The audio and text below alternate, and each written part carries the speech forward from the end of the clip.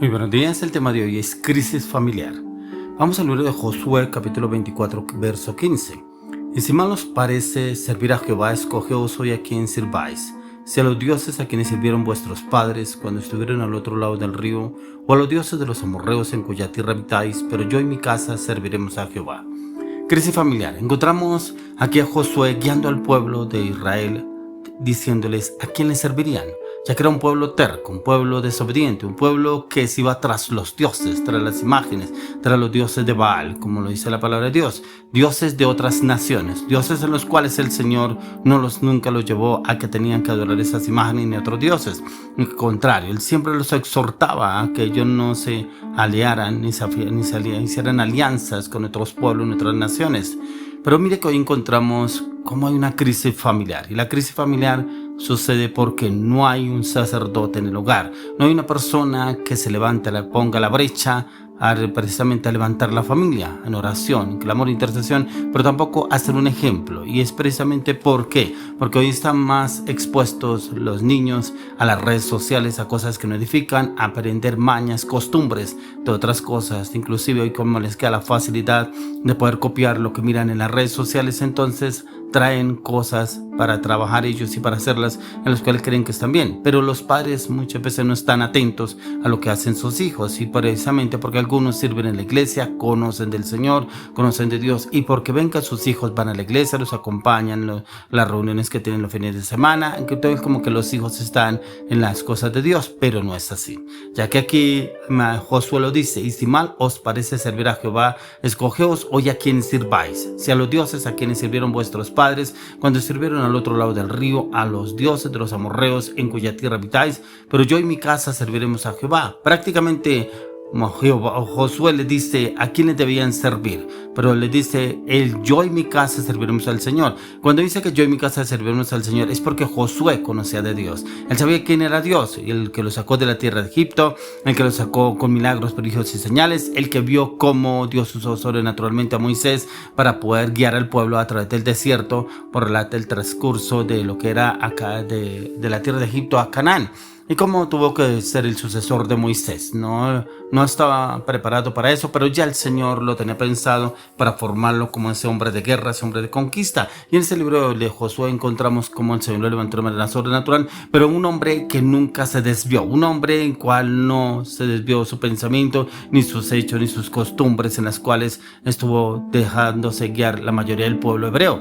Este hombre, al contrario, se afianzó mucho más en las cosas de Dios y lo que Dios hacía, porque él tenía puesta la mirada primeramente en Dios y segundo, cómo Dios había usado a Moisés. Por eso encontramos que en el siguiente versículo, el verso 16, dice: entonces el pueblo respondió y dijo: nunca tal acontezca que dejemos a Jehová para servir a otros dioses. Pero el 17 dice: porque Jehová nuestro Dios es el que nos sacó a nosotros, a nuestros padres, de la tierra de Egipto, de la casa de servidumbre, el que ha hecho estas grandes señales y nos ha guardado por todo el tiempo por donde hemos andado y en todos los pueblos por entre los cuales pasamos. Mire que el pueblo sabía que eran los milagros y señales prodigios que el Señor había hecho, pero mira que era un pueblo en el cual, si no encontraba una respuesta, se iba tras los dioses, se iba tras otras fuentes para poder ellos encontrar una respuesta.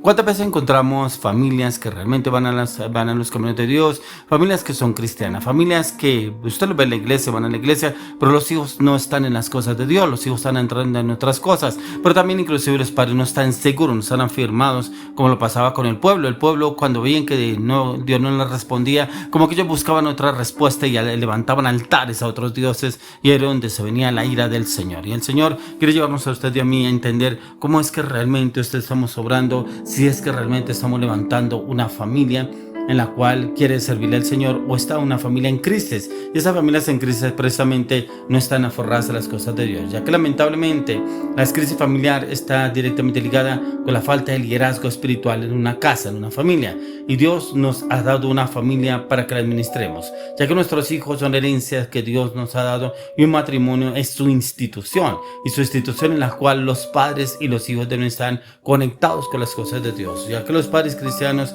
estamos llamados a ser líderes espirituales en nuestras familias y Dios nos pedirá cuenta de cómo estamos obrando usted y yo con nuestros hijos, si realmente están en las cosas de Dios.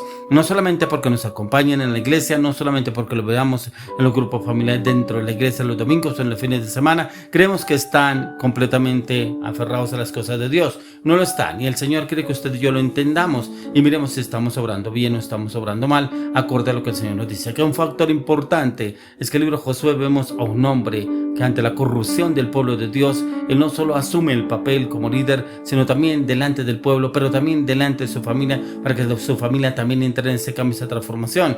Ya que nuestra familia está carente de liderazgo espiritual y falta hombres espirituales en los cuales levanten familias. Y hoy en día encontramos familias divididas, familias en las cuales la mujer es la que lleva la cabeza, y como que hay hombres que se han enfocado en que vaya usted porque Dios la escucha más a usted, vaya porque yo sé que Dios la usa mucho a usted, y como que el hombre ha cedido el liderazgo hacia la mujer, y la mujer es la que intercede, ora, clama, ayuna, intercede por sus hijos y hay veces por el esposo. Pero cuando no tiene esposo, entonces es cabeza de hogar y ella es la que levanta a sus hijos en clamor, en oración, y le pide a Dios que sus hijos no se pierdan, que es una mujer que trabaja, una mujer que está pendiente de sus hijos, una mujer que lleva a sus hijos a la iglesia, pero también que está muy pendiente de sus hijos. Pero ¿dónde está el liderazgo del hombre? ¿Dónde está el liderazgo, el rango que Dios le dio al hombre para usted y yo hacerlo, y cómo debemos obrar y actuar para cada circunstancia, cada situación en la cual nos asume? Debemos asumir una responsabilidad delante del Señor, pero ¿cómo la estamos haciendo? ¿Será que lo estamos haciendo bien o no lo estamos haciendo mal? No lo estamos ejerciendo. Mire lo que dice Pablo en 1 Corintios 2:16.